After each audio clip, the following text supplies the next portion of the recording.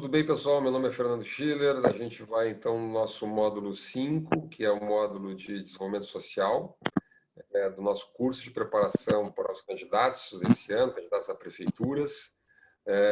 Hoje é uma grande satisfação a gente ter aqui o Léo Voigt.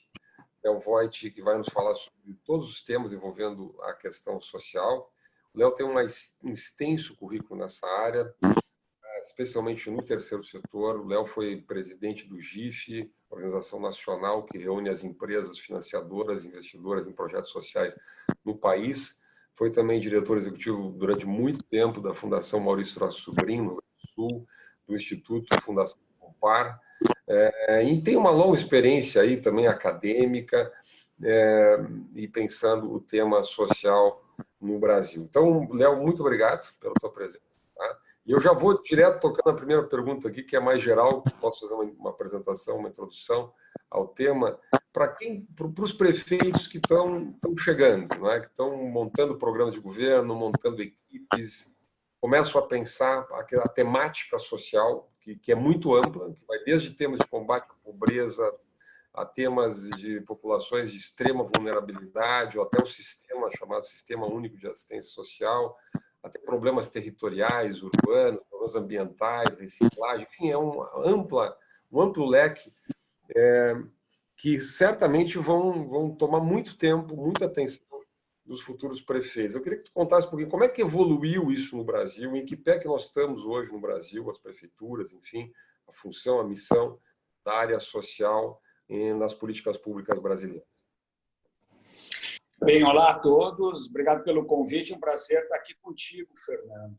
A evolução ela foi muito intensa, ela não resolveu todos os problemas, essa área da proteção social, defesa e garantia de direitos, assistência social, todo esse grande leque, esse guarda-chuva, ele teve grandes avanços, em primeiro lugar, do ponto de vista da legislação, a partir da Constituição de 88, em 1990, o Estatuto da Criança e do Adolescente, em 93, a Lei Orgânica da Assistência Social, leis que, inclusive, Fernando, elas chupam experiências bem-sucedidas do Sistema Único de Saúde, né? É exatamente a lógica do sistema de saúde que é trazida para o interior das demais leis, tanto da proteção do idoso, da assistência social, da educação e assim sucessivamente. Tanto que a assistência social está organizada um pouco como um SUS, né? Descentralizada, com centros de referências locais, regionais, né? Então, nós tivemos, em primeiro lugar, né, um imenso avanço da legislação, o que rompe com a doutrina da caridade e da filantropia. Então, a primeira coisa que é necessário dizer, Fernando, para os candidatos, sejam eles iniciantes ou sejam eles já homens públicos que estão se recandidatando, lembrar, né, de que há uma completa discriminação metodológica da execução de políticas, do tradicional gabinete da primeira-dama, da caridade, das campanhas arrecadatórias, né? De uma política efetiva inserida na legislação brasileira da proteção social com base em garantias universais, mas também em inserção, não só assegurar a proteção, mas, quem sabe, a alta desse sistema de proteção. A legislação avançou e já na primeira década, Fernando, dos anos 2000, nós começamos a trabalhar não mais na implantação da legislação dentro dos municípios, do Estado e do governo federal, mas sim aquilo que nós chamamos, Fernando, de políticas de exigibilidade. Implantado estava. O Ministério Público foi um grande aliado na implantação das políticas de proteção, destes novos paradigmas éticos da proteção, da construção do Estatuto e da Lei Orgânica da Assistência Social. Implantado estava, as verbas estavam de alguma forma alocadas. O que precisava era que o sistema funcionasse, né? Então, nós já passamos, inclusive, da etapa da legislação, da etapa da implantação e da etapa da exigibilidade. Nós já podemos agora, neste momento, inclusive com as mudanças importantes de reflexão que a Covid vai nos provocar, né, em pensar em novos métodos e novas estratégias de assegurar a proteção das populações mais vulneráveis nas cidades. Excelente, Léo. É uma pergunta, quer dizer, para a montagem do governo, objetivamente, quer dizer, tu disseste bem, quer dizer, tem que sair do paradigma, já no Brasil já vem saindo do paradigma assistencialista, ou da caridade, ou da primeira-dama, nada contra a primeira-dama, né, para um processo muito mais profissional, né, que envolve a burocracia pública, imagino, né, os fundos de assistência social, os fundos constitucionais, as transferências, tem uma carga, digamos, de gestão pública bastante pesada, mas também o relacionamento com a sociedade civil, que é muito forte, e é bom que seja forte, especialmente municípios de médio, pequeno porte, que a gente trata, as comunidades tendem a ser muito organizadas e muito presentes. A minha pergunta é, qual é o perfil desse dirigente? O prefeito, se você fosse prefeito, fazer uma provocação aqui, qual é o perfil que você ia buscar? Alguém mais da máquina, alguém mais da sociedade civil, alguém capaz de fazer esse trânsito? Não é? E qual é a primeira atitude? Fazer um diagnóstico, pensar de maneira estrutural, chamar a sociedade para conversar? Como é que faz essa entrada, essa seleção de quem vai comandar a área social do município? Olha, Fernando, essa é a resposta mais fácil. A primeira coisa que eu faria se eu fosse prefeito é não colocar a assistência social na cota partidária de negociação. Porque se botam incautos, ineptos, que atendem a política de alianças, mas não atende nem à necessidade do sistema, nem da rede, nem da burocracia, muito menos da população. A grande revolução é compreender que o campo do desenvolvimento social ele exige, Fernando, a mesma maestria, o mesmo domínio complexo que um engenheiro precisa ter para construir uma ponte ou um analista de sistema precisa ter para construir um software. Né? Precisa de pessoas que entendam da matéria porque ela exige uma grande complexidade. Inclusive uma complexidade que o engenheiro não precisa ter, que é inclusive da habilidade política de fazer relacionamento, alianças e incorporação. O líder da área do desenvolvimento social, ele é um líder de concertação, porque ele vai ter que reunir a máquina pública tradicional, os CCs, os partidos, mas, acima de tudo, o que tu está aqui já lembrando, a sociedade. A sociedade ela está constituída e ela tem capacidades e competências executivas. Ela, há muitos anos, é conveniada com os poderes públicos locais, compreende? Então, ela desenvolveu técnicas, métodos, equipes, programas, projetos, vagas, estruturas e, inclusive, institutos, né, para receber as populações que precisam de atendimentos, seja básico, seja atendimento especializado. Olhar para essa sociedade, reconhecer suas excelências e trazer para dentro da política pública é o grande acerto que um prefeito, que um secretário poderá ocorrer. Então, olhar muito atentamente as possibilidades de PPP, as possibilidades de conveniamento e as possibilidades de contratualização. Né? Não sei não, Fernando, se não é o caso de nós começar a inclusive discutir o conceito de voucher também na área da assistência social. Gostaria de um dia participar desse debate. E concluo essa provocação dizendo o seguinte, olha, não se trata de uma pessoalização, de uma crítica à primeira-dama, mas de deixar claro desde o primeiro momento, né, que a política de proteção social da cidade não depende da boa vontade dos integrantes do governo, depende das capacidades, habilidades, competências, métodos e equipes que ele reunir. A boa vontade atende necessidades do dia, da mão para a boca, mantendo essas populações excluídas. A boa vontade faz bem a quem faz, mas a gente tem grandes dúvidas se a boa intenção e a boa vontade, sem método, sem conhecimento da lei, sem conhecimento da rede, sem saber trabalhar a complexidade desse tema, se essa boa vontade muda a vida das pessoas a quem se destina. Uma pergunta, Léo, nessa mesma linha, quer dizer, acho que me corrija se eu estiver errado, tá? Eu acho que um dos primeiros grandes equívocos de um prefeito é imaginar que vai resolver ou vai lidar com a questão social a partir do orçamento, simplesmente, da prefeitura ou dos recursos carimbados, recursos oficiais. Eles sempre vão ser vão ser limitados. Ainda mais nós vamos sair da pandemia numa crise fiscal enorme. Né? E eu acompanhando assim, a tua trajetória, tu sempre tivesse ligado à busca de fontes alternativas de recursos, quer dizer, banco de projetos, participaste lá da rede Parceria Social, tu és presidente da Fundação Gerações, fundos de endowment, fundos da criança e adolescente. Quer dizer, minha pergunta para ti assim, eu sei que em meia hora é impossível a gente lidar com isso, mas vamos lá. Quais são as alternativas de busca de recursos para fora do orçamento? Ou maneiras, ou uso inteligente dos incentivos fiscais que estão disponíveis na área social no Brasil, em várias áreas, idoso, pessoa com deficiência, infância, enfim. Como potencializar isso? Quer dizer, busca de recursos internacionais, nacionais, mobilização do meio empresarial, fundações que podem trabalhar junto com os municípios, busca de consórcio. Quais são literalmente as dicas, as sugestões, a visão que tu acha que o prefeito... Porque eu acho que essa vai acabar sendo uma obsessão, e é bom que seja, de qualquer prefeito eleito agora.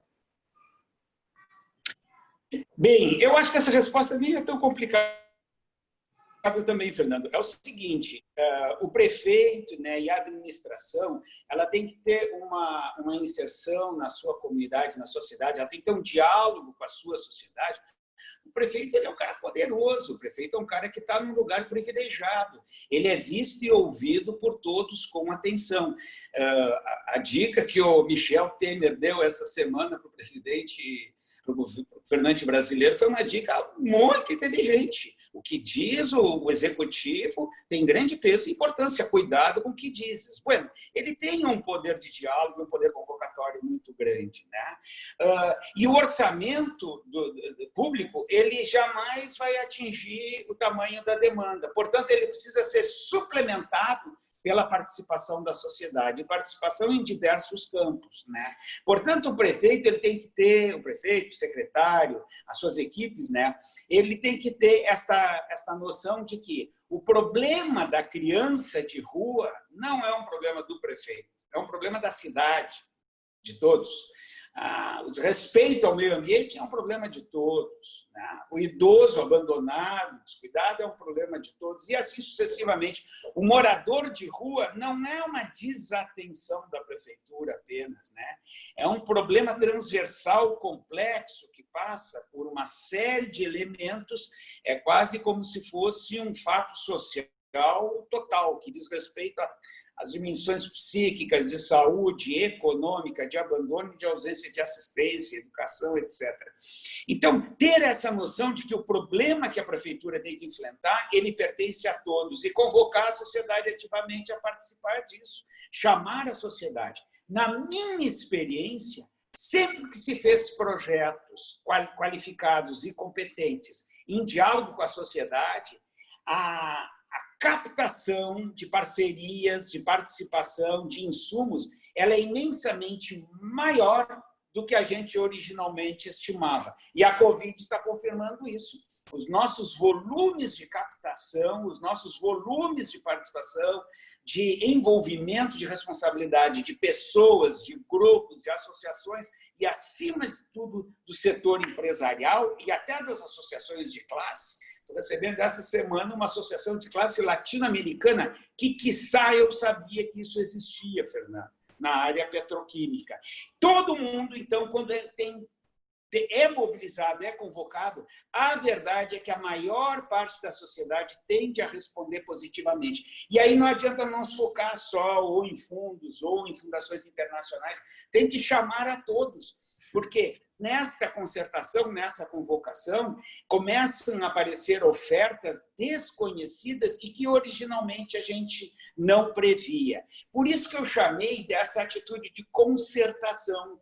O enfrentamento, por exemplo, do tema morador de rua, ele é, antes de tudo, uma política pública de concertação dos interesses do morador de rua, das ONGs de defesa dos seus direitos, das associações de bairro, das lojas e comércio de rua, dos moradores, do sindicato, dos condomínios, das empresas, da cidade, do prefeito, da Câmara Municipal, do secretário da Habitação e do secretário da Educação. Portanto, ao chamar, precisa fazer essa convocação com grande legitimidade. E a legitimidade é dada pela qualidade, pela eficiência do projeto. Se tu chamar para dar sopão para o pobre, as pessoas darão sopão para o pobre por um tempo. Só que os pobres se manterão pobres ad eternum, né? Temos que chamá-los para atender o conjunto das necessidades básicas que ali estão faltando.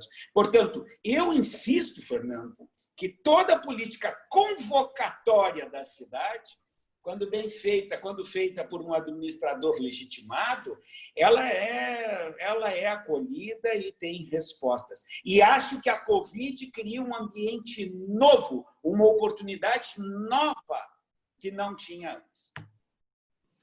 Aliás, eu queria depois entrar no tema da pandemia, mas eu queria te fazer uma pergunta antes, aproveitando o gancho. A questão do morador de rua, quer dizer, eu vou nem só o morador de rua, pessoas que têm envolvimento com drogadição, né, a prostituição no sentido mais vulnerável, enfim tudo que envolve esses segmentos que são realmente de extrema vulnerabilidade, né? Que aparece mais é o morador de rua, que incomoda, porque, como tu disse, ele frustra, ele choca, enfim. Aí tem o problema de saúde pública, tem o problema de como recuperar pessoas que têm envolvimento com drogadição. Eu me lembro uma vez um depoimento que eu recebi de um especialista na área, disse assim, é muito difícil recuperar um morador de rua a partir de um certo momento de envolvimento com drogadição, com lesões e etc. Aquilo me chocou, eu nem sei se tecnicamente é correto isso, mas como é que lida com isso, Léo? Se tu tivesse vários envolvimentos nessa, qual é o caminho? São as comunidades terapêuticas? São organizações especializadas? É a geração de oferta de emprego? Muitas vezes parece um pouco delirante isso, que a pessoa vai sair da rua e vai assumir um emprego. Como é que o prefeito deve lidar com isso? Bom, eu acho que é a política pública mais complexa, porque é a população mais resistente à adesão a uma política pública, né? Ela é a mais resistente. Por isso, a gente tem que enfrentar esse tema como quem come uma manga, sempre por partes, um pouquinho de cada lado, porque tu tem uma população aos milhares, isso torna a política extremamente, além de complexa, ela é muito cara. É uma política demasiadamente cara, né? Então, tem que enfrentar essa política aprofundando o conhecimento sobre essa população e atendendo às especificidades no sentido de dessorar o potencial imenso quantitativo que ela tem. E, de fato, à medida que se identifica o perfil da demanda de determinados grupos e se dá alguma oferta de retaguarda, compreende, efetiva, pública, acompanhada pela sociedade, com solidariedade da sociedade, você começa a dar solubilidade a esse problema. Imagina-se que Porto Alegre, né, da onde eu estou falando, tem esse em torno até de mais de 1.000 moradores de rua ou pessoas rua moradia e rua estratégia de sobrevivência, né? Elas têm perfis diferentes. Tem o grupo que está ali, né, por inércia, por desinteresse ao mundo do trabalho, por desinteresse ao mundo das obrigações e cumprimento de regras, né? Existe um segundo grupo, que é o grupo da drogadição e do alcoolismo. Existe o terceiro grupo, que às vezes se confunde com o segundo, que é o grupo de sofrimentos e transtornos mentais, compreende? Existe um terceiro grupo, que são pessoas que estão, enfim, em situação de desordem, desorganizada, e que uma política pública pode ajudá-la a se reorganizar. Então, é como se a gente olhasse uma melancia que tem várias frutas diferentes dentro dela e precisa ter cada uma dessas políticas.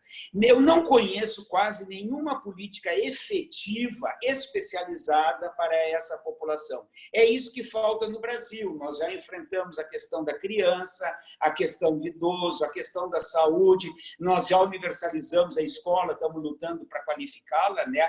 Mas nós já até enfrentamos o problema do hospício, né? Acabamos com a luta, fizemos a luta antimanicomial, mas nós nunca enfrentamos no Brasil, de fato, nas nossas cidades, o tema do morador de rua, que é o mais que é o mais excluído, o mais resistente, né? E que, de fato, é aquele que nós mais evitamos todas as estratégias.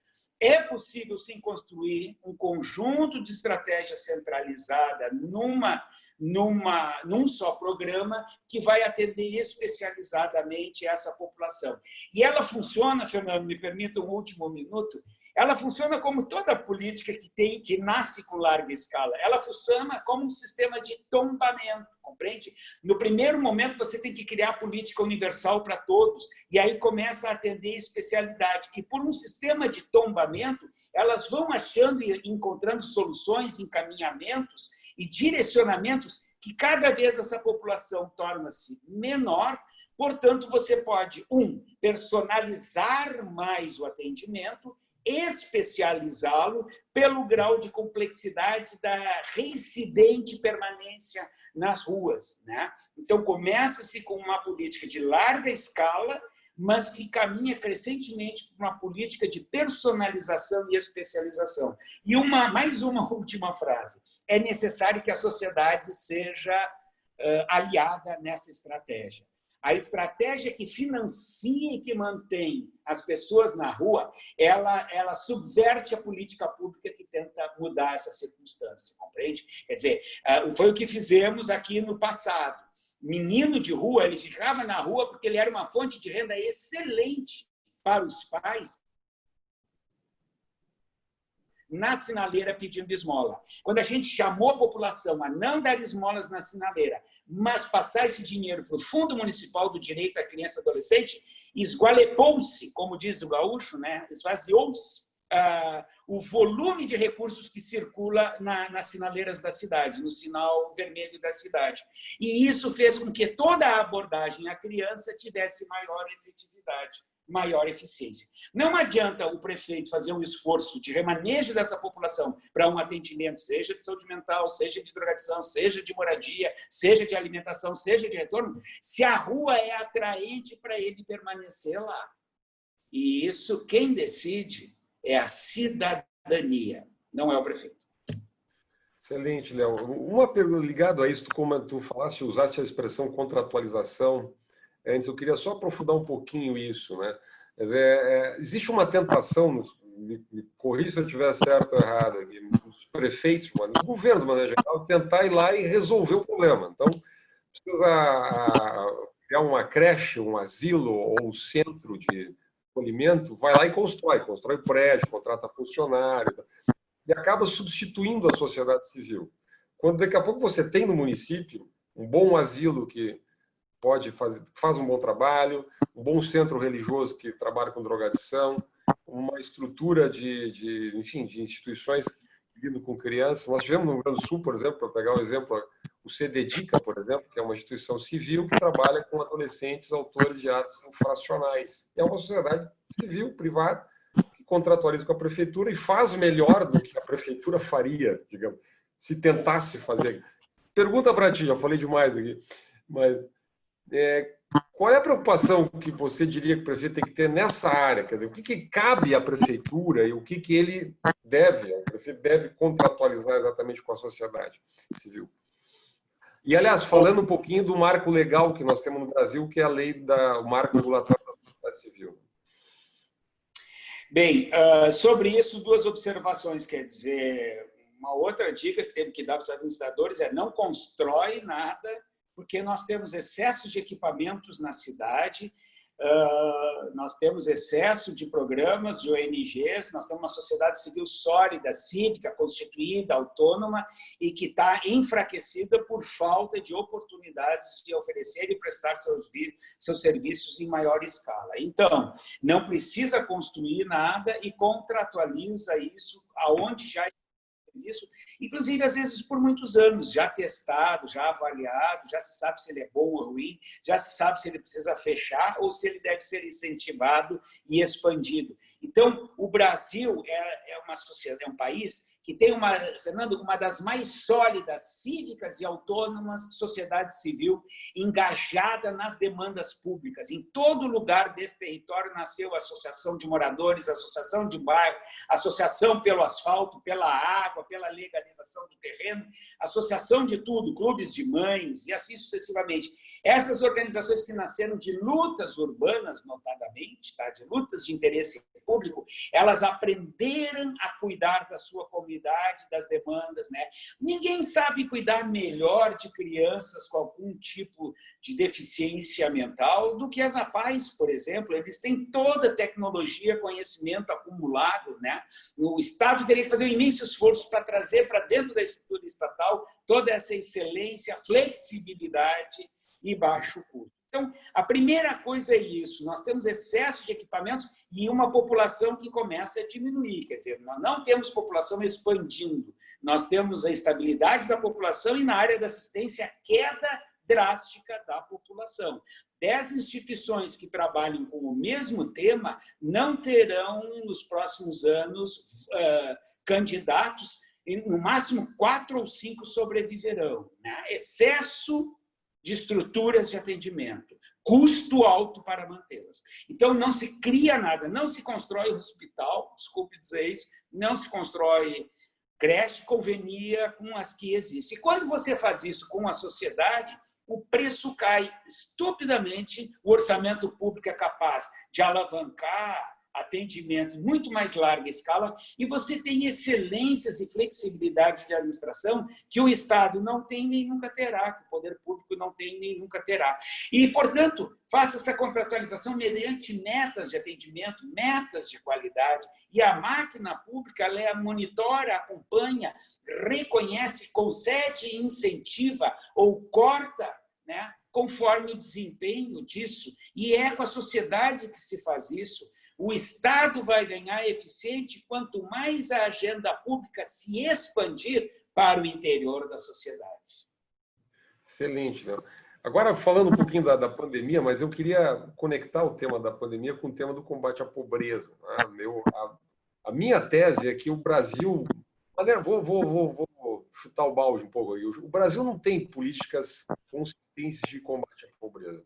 Os municípios não têm, os estados não têm, a União não tem. Quer dizer, se desenham, mas não há continuidade, enfim. Periferias urbanas, a favela, a comunidade, enfim, território da pobreza. Isso certamente vai se agravar a partir da pandemia, né? Então, a minha pergunta é dupla. Primeiro, o que fazer no pós-pandemia, né? E como é que tu vê políticas de combate à pobreza? A prefeitura deveria ter uma política estruturada nessa direção, né? Ou não? Ou deveria se manter mais no plano, digamos assim, do combate ao que eu chamava epifenômenos, né? As patologias da pobreza. Mas, especialmente, como é que a gente sai dessa pandemia e como é que enfrentar esse tema do combate à pobreza? Bom, eu acho que o prefeito se ocupar do combate à pobreza é mais uma sobre-agenda no município. O prefeito ele tem que ser jardineiro, ele tem que ser assistência, ele tem que ser educador, ele tem que cuidar da entrada e a saída da cidade, ele tem que cuidar da estátua, né? Ele tem que cuidar da marquise. Eu acho que a agenda pública do município ela é uma agenda absurdamente estressada e que deveria ser desconcentrada. Ela deveria ser revista, essa agenda. Não há prefeito, salvo das pequenas cidades, né? Talvez médias cidades, quando ricas as médias cidades, ele consegue dar conta da agenda. Mas as cidades médias e grandes, cai o viaduto ali na Marginal, Tietê, e é o prefeito responsável disso. Quer dizer, quem é que fica cuidando e olhando o viaduto da Marginal?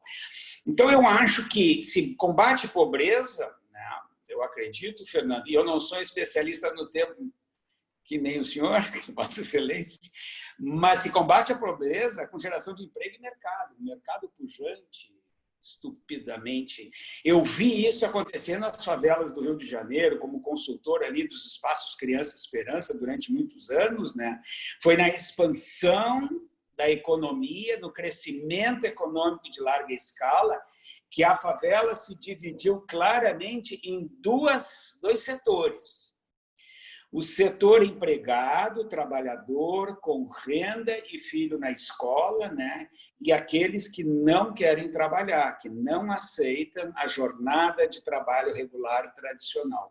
E, claramente, a favela se dividiu em duas populações. Quando a gente olha a Rocinha de fora da rua, parece tudo uma coisa só. Negativo, você tem claramente duas classes sociais lá. A Marli Medeiros, nossa conhecida, diria que são três. Né? Aqueles que já estão construindo a terceira laje e tem 2 carros na garagem embaixo. Né? Aqueles que são trabalhadores e moram com uma laje, né?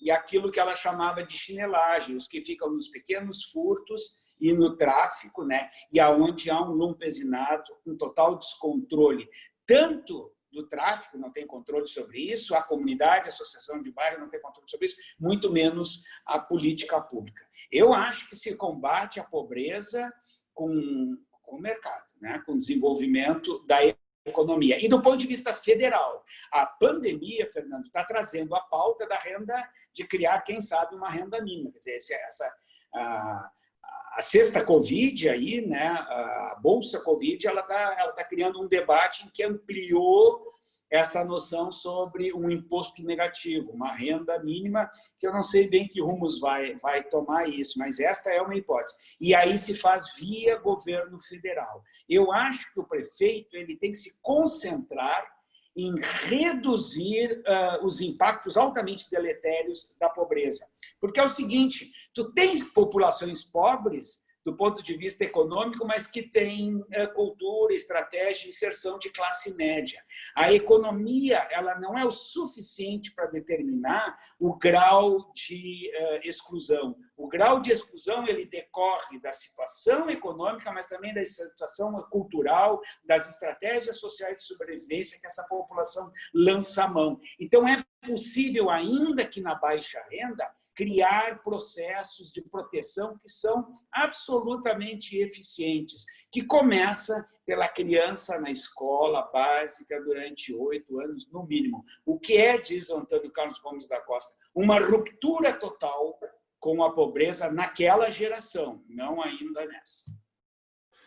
Uma pergunta final, é um tema que eu sei que é muito caro para ti, a gente poderia ficar falando muito tempo aqui, mas vamos lá, o nosso tempo é curto.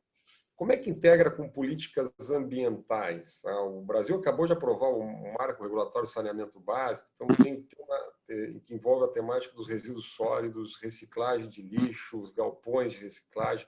Você coordenou muito tempo políticas bastante amplas nessa direção, não é? E eu sei que esse é um tema transversal, que envolve muitas áreas de um governo, de uma prefeitura, não é? E que certamente vai interessar os nossos prefeitos. Depois de toda a experiência que tu teve, qual é a visão que tu tens hoje sobre este tema, da integração da chamada, do ciclo reverso, não é? Da questão ambiental, resíduos sólidos, combate à pobreza, como é que integra isso? Qual é a visão que tu tens hoje sobre esse tema? Bom, eu acho que o acesso mais curto, mais eficiente a populações altamente vulneráveis é começar a mexer com o tema da reciclagem. A reciclagem ela é uma porta de entrada no maior percentual das populações mais vulneráveis, compreende? Que de um jeito ou de outro, ou de uma forma muito artesanal e empobrecida, reproduzindo as condições de sua exclusão, ou já com alguma escala e qualidade, garantindo renda digna, né? Os sistemas de catação, triagem e comercialização de resíduos nas periferias urbanas que nós podemos fazer a reversão das populações no curto prazo.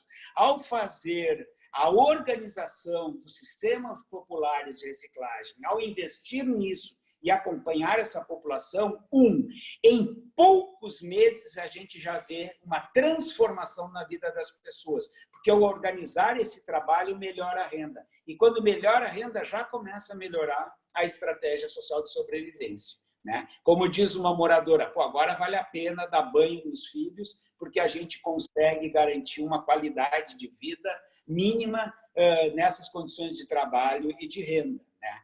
Então, eu acho que é uma forma breve, e isso tem vários impactos. O primeiro impacto é que ajuda no saneamento urbano. O segundo impacto é que melhora a renda de pessoas que já trabalham nesse campo.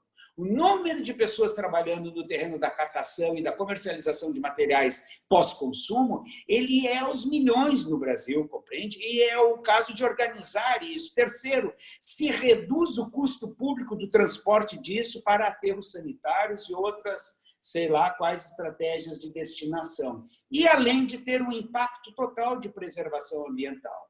Então, começa a morrer também, Fernando, o conceito de lixo. Lixo é aquele material que você descarta, não serve para nada e coloca na natureza. E o sistema de reciclagem não tem lixo. São materiais descartados no pós-consumo e que podem voltar a ser materiais úteis. Só de plásticos, são 17 tipos de plásticos diferentes, né? Nós vamos ter um portfólio de mais de 50 materiais que são possíveis de resgatar no pós-consumo e colocar isso de volta no processo produtivo. E o impacto ambiental disso, nem preciso tomar tempo aqui deste encontro para explicar o grande impacto. Agora, uma coisa eu asseguro, quer dizer, ao melhorar a renda destas mães, e a maioria delas, e destes pais, todo mundo imediatamente melhora. Caem os índices de violência doméstica, caem os índices de alcoolismo e começa a haver um maior nível de sociabilidade saudável na comunidade. E este é uma forma de ingresso, isso é uma estratégia de acesso para virar uma grande política, Fernando, de fomento econômico ao desenvolvimento social sustentável. Léo, excelente. Como tu disse, podia falar aqui muito tempo, porque é uma enciclopédia nessa área aí. Se bem que quando a gente começa a chamar o cara de enciclopédia, que ele está ficando velho, isso é um perigo.